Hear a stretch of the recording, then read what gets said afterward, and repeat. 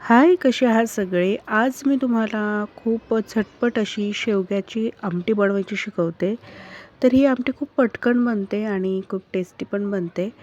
तर मस्त मी शेंगा कापून स्वच्छ धुवून घेतल्या आहेत. त्याच्या वरच्या थोड्याशा शिरा तुम्हाला काढून घ्यायच्या आहेत. बघू शकता अशा पद्धतीने. जास्त सोलायचे नाही आहे कारण की त्या मग जास्त शिजतात आणि आपण ही डाळ टाकून करणार आहोत, त्याच्यामुळे आपण कुकरमध्ये शिजवून घेणार आहोत शेंगा. तर सगळ्यात पहिल्यांदा मी छोट्या कुकरमध्ये मसूरची डाळ घेते आहे. त्यामध्ये मी थोडीशी तूर डाळ मिक्स करते.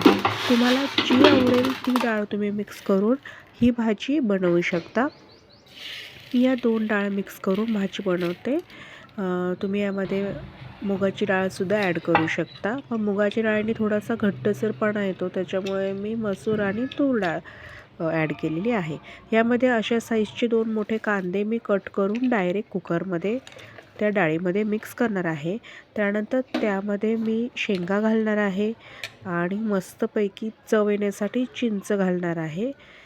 चिंच नसेल तर तुम्ही कोकम घातलं तरी चालेल आणि टोमॅटो असलं तर थोडं टोमॅटोचं प्रमाण जास्त घाला आणि मस्त प्रमाणात थोडंसं पाणी घालून आपण हे मस्त शिजवून घ्यायचं आहे. आता छान शिजायला लावल्यानंतर तुम्ही बघू शकता अशा पद्धतीने मी डाळ आणि शेंगा मस्तपैकी शिजवून घेतले आहे. आणि आता आपण लगेच तयारी करू मस्त फोडणीची. कढईमध्ये तेल गरम करायला घ्यायचं. त्यामध्ये तुम्ही मस्तपैकी जिरे, मोहरी, कढीपत्ता आणि जे सुके मसाले आहेत ते तुम्ही त्यामध्ये डायरेक्ट घालायचे आहेत. तर मी सगळ्यात पहिल्यांदा जिरे, मोहरी, हिंग मस्तपैकी कडकडीत फोडणी दिली. कढीपत्ता घातला.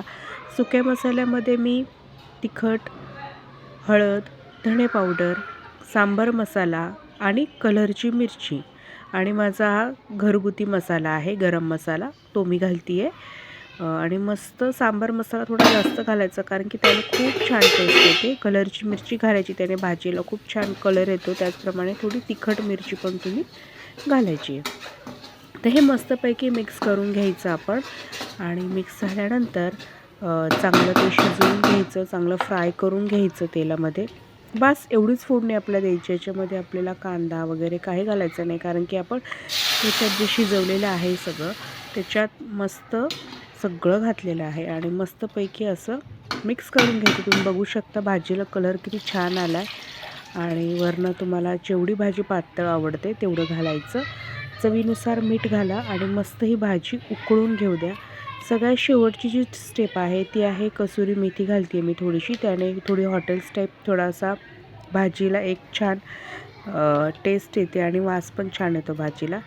पण अशा पद्धतीने मी ही भाजी बनवत असते. जर कोणाला आवडली असेल तर प्लीज मला चॅनलला सबस्क्राईब करा, मला कमेंट करा अजून तुम्हाला कोणकोणत्या अशा झटपट रेसिपी मी सांगूया. Okay, bye.